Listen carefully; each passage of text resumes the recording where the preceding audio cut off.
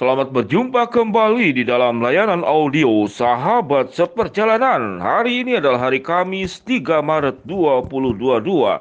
Tema renungan dan saat teduh kita dengan judul Satu Musuh Kebanyakan. Satu musuh kebanyakan. Firman Tuhan terambil dalam Matius pasal 5 ayat 43 sampai dengan ke-44. Demikian bunyi firman Tuhan. Kamu telah mendengar firman, kasihilah sesamamu manusia dan bencilah musuhmu. Tetapi aku berkata kepadamu, kasihilah musuhmu dan berdoalah bagi mereka yang menganiayai kamu. Mari kita berdoa.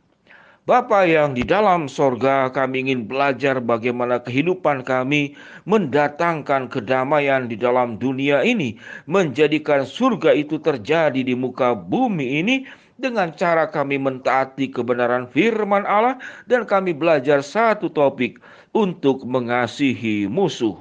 Satu musuh kebanyakan. Dalam nama Tuhan Yesus kami berdoa. Amin. Shalom sahabat seperjalanan yang dikasihi Tuhan. Ada sebuah kalimat yang mengatakan 1000 teman masih kurang, satu musuh kebanyakan. 1000 teman masih kurang, satu musuh kebanyakan. Sahabat seperjalanan yang dikasihi Tuhan, kalau kita berbicara tentang musuh, maka agak sulit kita bisa menerapkan kebenaran firman Allah. Bagaimana orang yang memusuhi kita, orang yang sudah merugikan kita, orang yang sudah melukai kita, orang yang sudah menghitnah kita, orang yang sudah memperdaya, memanfaatkan, menginjak-injak.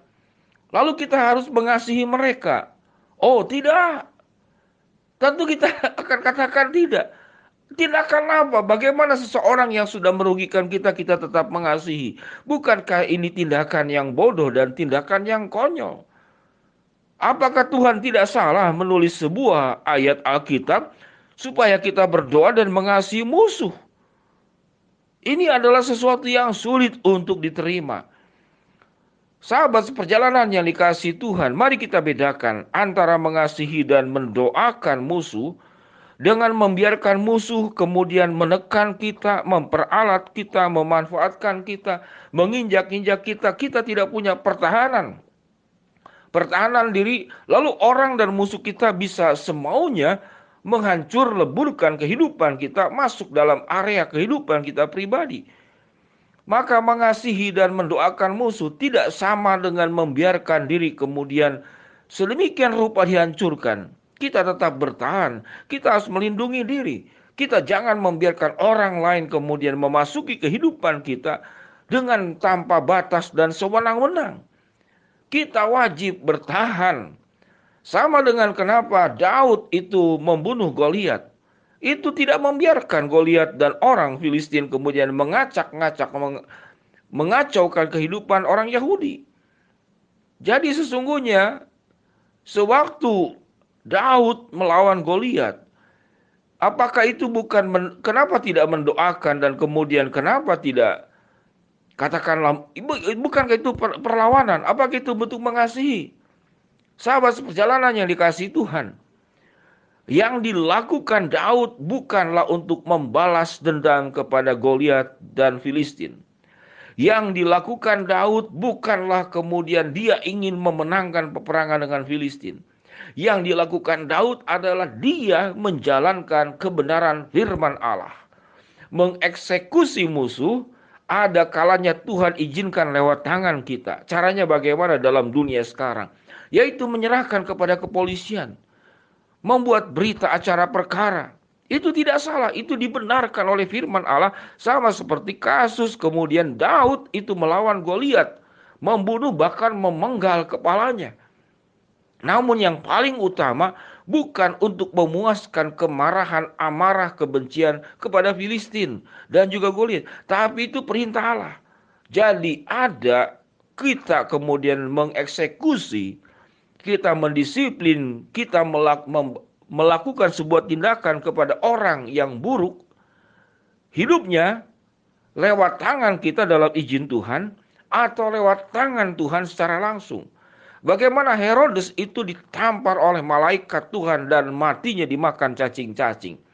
Jadi ada tangan Tuhan langsung, ada juga campur tangan Tuhan dengan kita diizinkan oleh Allah menjadi alat untuk memberlakukan hukuman Tuhan ke dalam dunia ini kepada orang-orang yang berbuat jahat. Sama dengan saudara-saudara polisi, tatkala mengeksekusi pidana mati dengan menembakkan peluru, maka itu bukan pembunuhan. Karena mengapa? Karena pemerintah ini juga diangkat oleh Tuhan. Jadi sewaktu pemerintah dengan benar di hadapan Tuhan menjalankan tugas dan tanggung jawabnya, maka dia sedang menjalankan perintah Tuhan secara langsung. Jadi kita bedakan dalam hal ini. Sahabat seperjalanan yang dikasihi Tuhan, apa yang dimaksud dengan mengasihi dan mendoakan musuh? Yang pertama adalah menyerahkan penghakiman itu hanya kepada Allah. Mengapa kita mendoakan? Karena setiap orang sejahat apapun kita perlu doakan. Agar dia mengalami pertobatan, perubahan hidup dan mengalami lahir baru dan diperbaharui oleh kuasa darah Yesus. Jadi bukan orang yang kita musuhi, itu kita doakan masuk neraka. Tidak. Orang sejahat apapun biarlah engkau berdoa agar mereka pun masuk surga. Sama seperti Yesus mendoakan penjahat di samping salibnya. Hari ini engkau akan bersama-sama dengan aku di dalam Firdaus. Sahabat seperjalanan, memusuhi, permusuhan itu menimbulkan juga kerugian buat diri kita.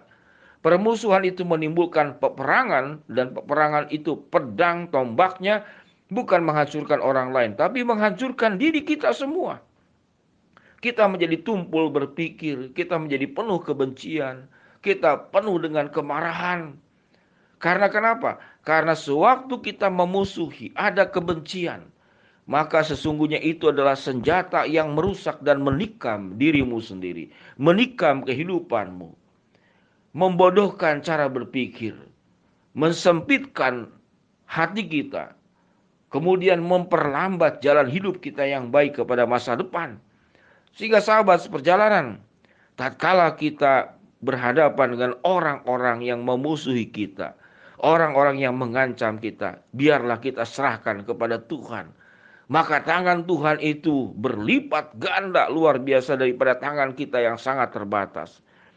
Sahabat seperjalanan yang dikasihi Tuhan, kalau permusuhan itu disebabkan oleh katakanlah hal-hal persaingan, iri hati, ketidaksukaan, apapun bentuknya, biarlah kita juga meminta ampun kepada Tuhan. Kalau permusuhan itu disebabkan oleh diri kita sendiri, bukan disebabkan oleh orang lain, sehingga orang lain tidak menyukai kita dan menjauhi kita dan memusuhi kita, maka itu yang lebih parah. Sebuah permusuhan yang disebabkan oleh kesalahan kita sendiri. Kita perlu mengambil langkah untuk berubah, bertobat di hadapan Tuhan, memperbaiki kehidupan.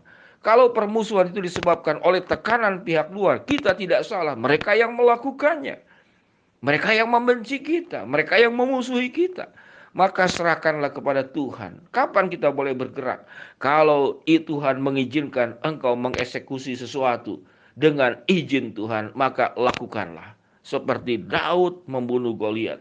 Namun di dalam dunia modern ini, kita punya lembaga hukum, kita punya negara, kita punya peraturan yang mengatur tata sosial masyarakat, maka serahkanlah kepada mereka yang menjadi perpanjangan tangan Tuhan. Sahabat seperjalanan, ingat baik-baik. Satu musuh kebanyakan, 1000 teman masih kurang. Mari kita berdoa.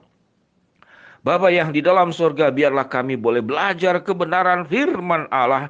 Tetapi aku berkata kepadamu, kasihilah musuhmu dan berdoalah bagi mereka yang menganiaya kamu. Hamba berdoa bagi yang sakit, Tuhan jamah sembuhkan. Bagi yang sedang menghadapi masalah, Tuhan bukakan jalan. Bagi yang sedang berdoa mengharapkan sesuatu, Tuhan yang akan mengabulkan dalam waktu rencana dan kehendak-Mu. Dalam nama Tuhan Yesus kami berdoa. Amin. Shalom sahabat seperjalanan. Tuhan memberkati kita semua. Amin.